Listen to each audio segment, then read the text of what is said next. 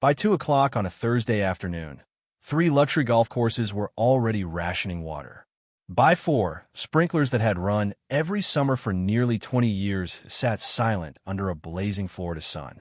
And, somehow, the people responsible thought I was the one causing trouble. My name is Russell Hayes.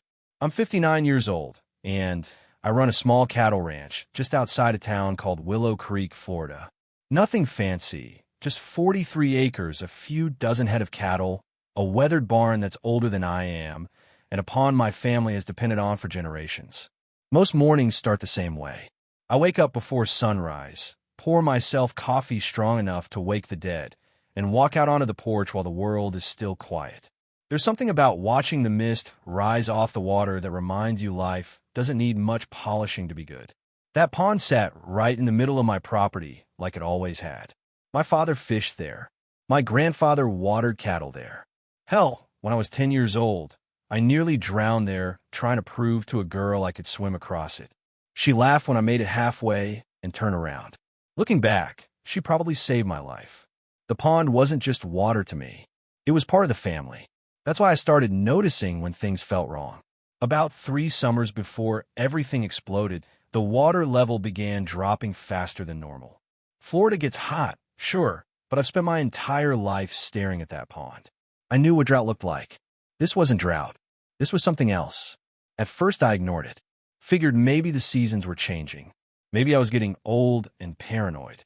Then one evening, I found fresh tire tracks running through the backside of my property near the tree line. That caught my attention. Nobody had permission to be back there. I followed the tracks and found a section of flattened grass leading toward the pond. No vehicle, no people, just enough evidence to leave a bad taste in my mouth. A week later, my neighbor, Earl Simmons, stopped by. Earl was 72, retired, and spent most of his free time driving around town, collecting information nobody asked for. The man was basically a one-person intelligence agency. He leaned against my fence and said, "Russell, you know they're building some fancy water playground over at Silver Oak Country Club?" I shrugged. Good for them. Earl grinned. You might not think that after you hear how much water they're using. At the time, I didn't pay much attention. Silver Oak Country Club sat about 8 miles away. Rich people play golf there. Rich people complain about golf there. Rich people spent money there. Had nothing to do with me. Or at least that's what I thought. Then came the morning that changed everything. I was repairing a section of fence on the east pasture when I heard an engine running near the pond. At first I thought it might be a delivery truck that got lost. Happens more often than you'd think. But when I walked over the ridge and looked down toward the water, I nearly dropped my tools. There was a tanker truck parked beside my pond. A pump was running. A thick hose stretched directly into the water. And, standing beside, it was a young guy holding a clipboard like he was supervising a construction project. I walked down there and asked the obvious question. What exactly do you think you're doing? The kid barely looked up. Collecting water. I laughed because honestly I thought he was joking. From whose pond? He pointed at the water. This one. I said, that's my pond. He finally looked at me and gave me this little smile people use when they think you're beneath them. We have authorization. From who? He checked his clipboard. The previous owner. I stared at him for a second, then another second. Then I actually laughed. Not because it was funny, but because it was so stupid. Son, there wasn't a previous owner. I bought this property from a bank after a foreclosure 15 years ago. He shrugged. That's not what our records say. I could feel my blood pressure climbing. Your records are wrong. He tapped the clipboard like it was the 10 Commandments. Sir, I just follow instructions. Then he turned back toward the pump and completely ignored me. That's the moment something shifted inside me. It wasn't even the water. 12,000 gallons sounds like a lot, but the pond held much more than that. It was the arrogance, the assumption that they could walk onto my land, take what they wanted, and treat me like I was some inconvenience standing in the way of their afternoon schedule. I told him to shut the pump down. He didn't. I told him again. He smiled. Then he actually waved at me and said, "Have a good day," like we were old friends. I stood there watching water disappear into that tanker truck and realized this wasn't a misunderstanding. Somebody somewhere believed they owned a piece of my property more than I did. And before the sun set that evening, I was going to find out exactly who that somebody was. I got the answer faster than I expected. Less than an hour after the tanker truck pulled away, I called Silver Oak Country Club and asked to speak with whoever was in charge. After being transferred 3 times and placed on hold long enough to drink half a pot of coffee, I finally got connected to the general manager, a man named Preston Caldwell. Now, I've met plenty of successful people in my life. Some are kind, some were arrogant. Preston belonged to that special category of people who could sound condescending while wishing you a good morning. The second he answered, I knew exactly what kind of conversation this was going to be. I explained what happened, told him a truck had entered my property without permission, pumped water from my pond, and ignored direct instructions to stop. There was a pause. Then he sighed like I had interrupted something important. Mr. Hayes, our understanding is that we have access rights to that water source. I said, your understanding is wrong. Another pause. Then came the sentence I would remember for the next several months. If you disagree, you're welcome to pursue legal remedies. The way he said it wasn't angry. It wasn't defensive. It was worse. It was dismissive. Like he was talking to a child complaining about the rules of a game. I hung up before I said something I regret. That night, I barely slept. Not because I was angry anymore, but because something about the whole situation felt off. Confident people make mistakes. Arrogant people make assumptions. But nobody acts that certain unless they believe they have paperwork backing them up. So the next morning I drove into Willow Creek and started digging. The county records office isn't exactly exciting. Fluorescent lights, old filing cabinets, stacks of documents nobody has touched in years. Most people would rather visit a dentist. I spent the entire day there. Then another day. Then another. Deeds, surveys, utility permits, easements, property maps, water district records. Every piece of paper connected to my land. Somewhere in that mountain of documents, I expected to find the source of Silver Oak's confidence. Maybe an old easement. Maybe a recording error. Maybe some bureaucratic mess that got passed along through the years. Instead, I found something nobody had looked at in decades. It was buried inside a file box that looked older than I was. The clerk actually had to blow dust off the lid before handing it to me. Inside was a collection of documents filed by my grandfather, Walter Hayes. I'd heard stories about him my whole life. Tough man, stoopbone man, the type who fixed machinery with baling wire and solved arguments by outworking everybody around him. What nobody ever mentioned was that he apparently spent years fighting over water rights. As I read through the documents, the picture started coming together. Back in the late 1960s, before subdivisions covered half the county and before golf resorts started appearing every few miles, Walter had filed a senior extraction claim connected to the shallow western aquifer. At first, I didn't understand what I was reading. The language was dense and packed with legal terminology. But one thing became clear almost immediately. The claim had never expired. The fees had been maintained. The ownership transfers had been properly recorded. And somehow, through every sale, inheritance, foreclosure, and administrative change, the rights remained attached to my property. I spent 2 hours staring at those pages. Then I drove home and called an attorney named Laura Bennett. Laura specialized in water law, which sounds boring until you realize entire industries depend on who controls water. She agreed to meet the following morning. I brought every document I had found. Laura sat across from me in her office, flipping through page after page. At first, she looked curious, then interested, then confused. Then she stopped talking altogether. For nearly 5 minutes, she just kept reading. Finally, she leaned back in her chair and started laughing. Not a little laugh, a full laugh. The kind you hear when somebody discovers something completely absurd. I asked what was so funny. She looked at me and said, "Russell, do you have any idea what this is?" I said, "Apparently old paperwork." She shook her head. "No, this is leverage." Then she explained.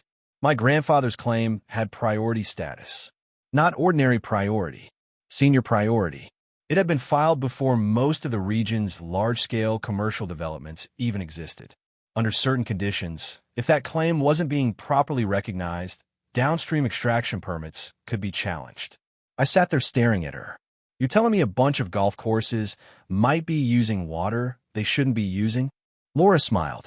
I'm telling you, they might have built entire business models assuming nobody would ever notice these records. That's when things got interesting. Over the next week, Laura and her team conducted a full review. The deeper they looked, the more problems they found. Water allocation calculations that relied on outdated assumptions. Permit renewals referencing incomplete ownership histories. Infrastructure expansions that appeared to skip over earlier claims entirely. None of it looked malicious. It looked worse. It looked careless. Somewhere along the line, people had stopped checking. They assumed the old records didn't matter anymore. Unfortunately for them, the law disagreed. On Monday morning, Laura filed an emergency petition with the Regional Water Authority. The filing didn't demand money. It didn't ask for damages. It simply requested immediate review and temporary suspension of disputed extraction activity until senior rights could be verified. Honestly, I expected the process to take months. Government agencies are not famous for speed. Instead, everything happened at once. By Tuesday afternoon, inspectors were reviewing records. By Wednesday morning, multiple irrigation systems received temporary restriction notices. By lunchtime, maintenance crews were scrambling across several golf properties trying to understand why automated watering schedules suddenly stopped working. That's when my phone started ringing. The first call came from Silver Oak. I ignored it. Then another. Then another. Then emails. Then voice messages. Then calls from numbers I didn't recognize. By dinner time, I had received 14 separate attempts at contact. Earl stopped by that evening carrying 2 sandwiches and the biggest grin I'd seen in years. "Looks like somebody finally read the fine print," he said. I couldn't help laughing. For the first time since this whole mess started, I felt calm. Not victorious. Not angry. Just calm. Because the truth was finally doing the work for me. Thursday morning brought the moment I'd been waiting for. I was repairing a gate near the road when a black luxury SUV pulled into my driveway. Out stepped Preston Caldwell. Same expensive clothes. Same polished appearance. But the confidence was gone. He walked toward me with the careful expression of a man approaching an angry dog. "Russell," he said, "can we talk?" Funny how quickly people learn your first name when they need something. We sat on my porch overlooking the pond. The same pond his employees had treated like public property a week earlier. Preston started with apologies, then explanations, then misunderstandings. According to him, nobody intended disrespect. Nobody meant to violate property rights. Everybody simply believed access existed. I listened quietly. Then I asked one question. If I hadn't found those records, would you be sitting here right now? He didn't answer. He looked away. And in that silence, I got all the truth I needed. For a few seconds, neither of us said anything. The breeze rolled across the pond. Cattle moved slowly in the distance. And Preston kept staring out at the water like it might rescue him from the conversation. Finally, he cleared his throat and got down to business. What would it take to resolve this? There it was. Not whether they were wrong. Not whether my rights had been violated. Just a number. Just a price. I almost laughed. A week earlier, I was apparently some stubborn rancher standing in the way of a community project.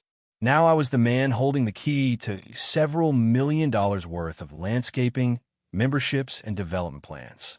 Funny how perspective changes when consequences show up. Preston offered $10,000.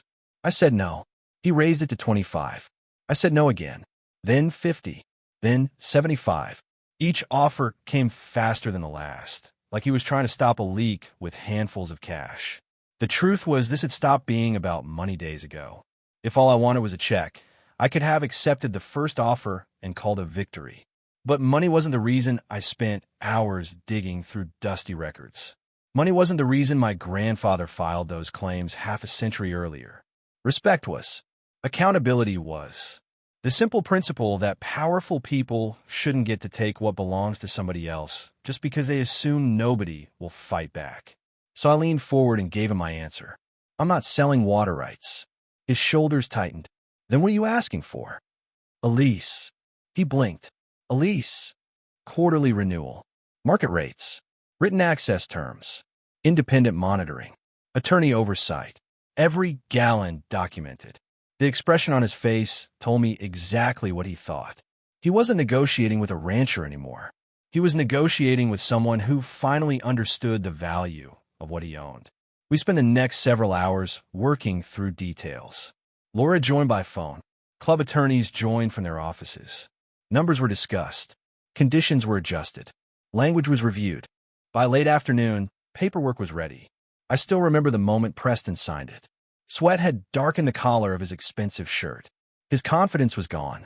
The certainty that had filled his voice during our first phone call had completely disappeared.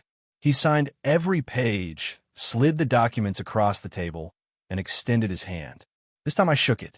Not because I liked him, not because I trusted him, but because the situation was finally being handled the way it should have been handled from the start. What happened afterward surprised even me. Word spread fast, faster than anything I'd ever seen in that county. Local reporters picked up the story, then regional papers, then business publications interested in water management issues. The narrative wasn't complicated. A country club assumed old property records didn't matter. Then they discovered exactly how much they mattered. Within days, questions started circulating among club members. Board meetings became tense. Internal reviews began. Apparently, a lot of people were unhappy that a preventable mistake had nearly disrupted operations across multiple properties. 2 weeks later, I learned Preston had resigned. Officially, it was described as a leadership transition. Around town, nobody believed that for a second. The employee who authorized the tanker operation disappeared too. Whether he quit or was let go, I never found out. Honestly, I wasn't interested. My fight was never against one worker or one manager. It was against an attitude. The belief that wealth automatically creates entitlement. The belief that ordinary people won't push back. The belief that ownership only matters when rich people own something. Life settled down after that. The pond returned to normal. The cattle didn't care about legal victories. They still needed feeding every morning. Fences still broke. Tractors still needed repairs. The world kept moving. But something inside me changed.